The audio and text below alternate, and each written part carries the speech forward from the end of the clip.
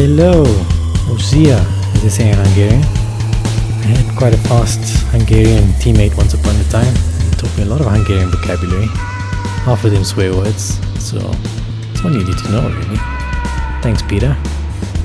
Track guide itself today, my Scottish brew, proper oak, Raymond Mooney will be taking you through this. One thing I wanted to highlight before hopping over to Ray, especially at this track, it's quite an optimal grip on the racing line that he's going to show you. So just be very aware of the racing line he's chosen, because if you deviate slightly from that, if you miss your apex, it's quite slippery out there and you're going to lose a lot of lap time. So without further ado, take it away, Raymond. Okay, so we're going to go into our flying lap here on Hungary.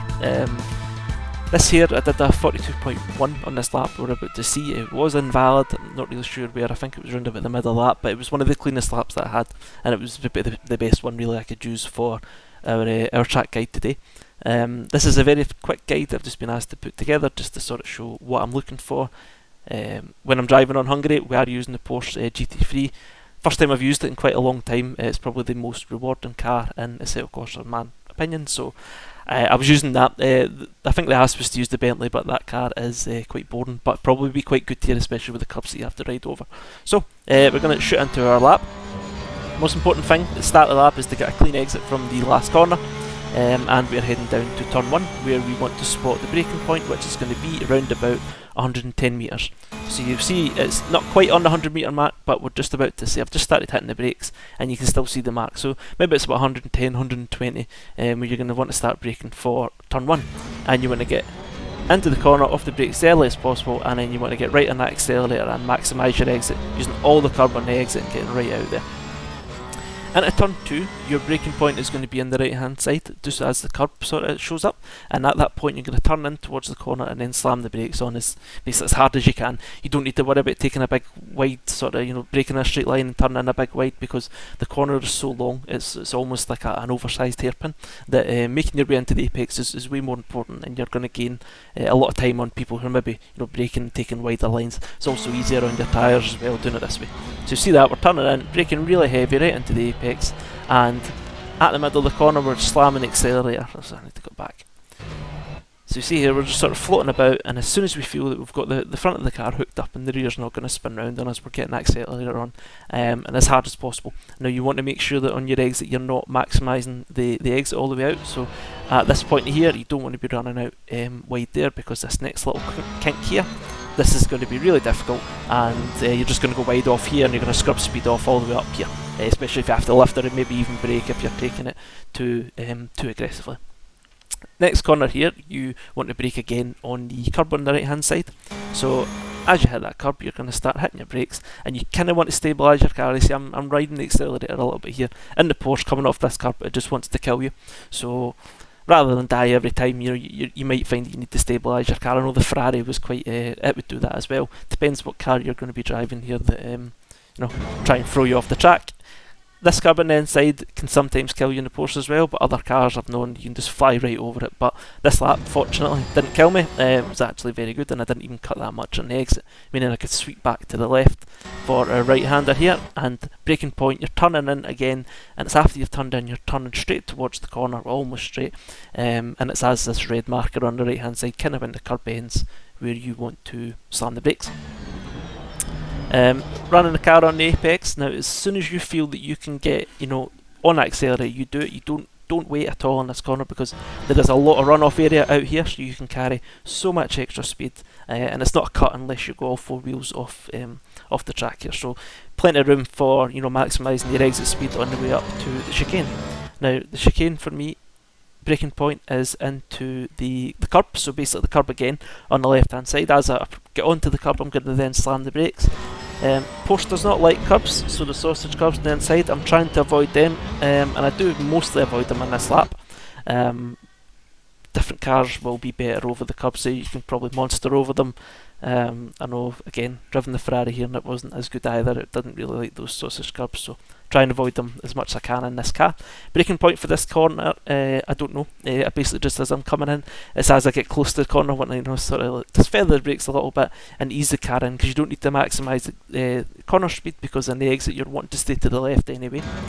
So, and we come over the entry and we just want to stay as far left as we can.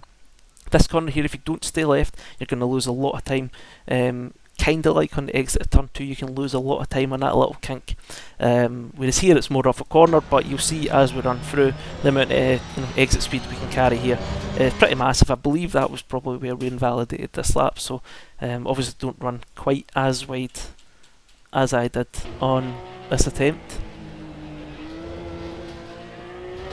Yeah, just that there was a little kink that went off that curb there, so this was a little, this lap was invalid, so doesn't really count for anything, but that theory still applies, but obviously we pushed the boundaries a little bit too much there. But you want to get a really good exit and up to this corner, and again we're spotting this curb on the left hand side for your braking zone. At this point, if you're hitting this apex and you're carrying a lot of speed, you've done a really good job. Now, quite a lot of times you can come in there, and if you get on the curb but you're trying to straighten up and then hit the brakes, you can be a way out here, a way out wide, the Lewis Hamilton line, I suppose you'd want to call it, running wide, way off the track, smashing people into the walls. So you want to be on the inside, you want to stick to the inside here and get a really, really good exit down this little mini straight. Now, the reason I say that is because in a race, a lot of people will struggle in that corner, especially once their tyres start to go. If they haven't got the balance right, the rear of the car's going to end up going, and this is a very, very good overtaking opportunity. If you can get a good run and you can keep yourself sighted, especially with a car in front, it can be very difficult, but you get a good exit here and you're going to be, because it's quite a difficult track to overtake, so this is one of the opportunities that you will get, especially being such a difficult corner, the one beforehand. So you get a good exit out here, and in this next corner you're going to be, you're going to be diving down the inside of people if you're close enough. Next corner again, you can use the 100 metre marker or you can use the curb. I like to use the curb again just because it's a habit I've got on this track. But what I will say, if you get a really good exit from that last corner, you will find that when you get to the curb you're going too fast, and then when you hit the brakes you will go a little bit wide. On this effort you'll see that as soon as I get to the curb on the left, I'm just starting to brake before I even get to it, because I know I've had a really good exit. Whereas some general laps you'll find you can brake a little bit deeper, so watch out for that. If you get a really good exit you're going to end up going deep into this next corner. But fortunately I brake a little bit earlier, kind of knew it was coming, and I kiss the apex and run as wide as you can out here. This is another area you can gain a lot of time, especially in qualifying.